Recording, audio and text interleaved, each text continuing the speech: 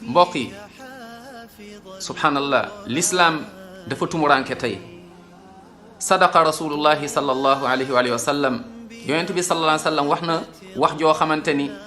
moom mooy as-sadiqul masduq wallahi dëgg rek la ndax moom laa yantiqu anil hawa in huwa illa wahyun yuha du wax lenn ci mooy sous l'effet de la passion yàllaa ko wax la yonent bi sallallahu alayhi wa sallam bada al islamu ghariban wa sa yaudu ghariban kama bada fa tuuba lil ghuraba l'islam dafa commencé tumuranke te dina ñëwaat jamono l'islam day tumuranke waaye taxe ñeel na ñi tumuranke ànd ak l'islam tey l'islam néew nañu koy jooyal l'islam néew nañu koy jooyal laa ilaha illa allah muhammadun rasulullah sallallahu alayhi wa sallam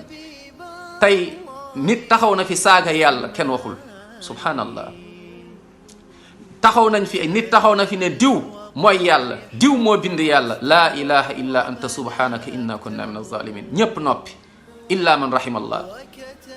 ay nit taxaw nañ fi saaga fi téere borom bi subhanahu wa taala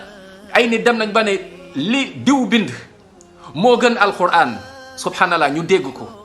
ñu bari tey noppi am na ay bind yoo xamante ni ay nit bind nañ ko ne salaatul fatihi moo gën alquran moo gën alquran ki alquran ñu nit ñi noppi am na ñoo xam ne nañ lu seen sëriñ bind moom moo gën téere borom bi subhanahu wa taala la ilaha illa allah mbokk yi imma ñu nekk jullit yàlla nañ ci yàlla boole wala boog nekk naafeq nekk yéefar yàlla nañ ci yàlla musal te ñaar ñooñu la yàlla di dajale dugal safara demal ci suratu nisa borom subhanahu wa taala mu ngi wax فلقد حظيت شفاعة القرآن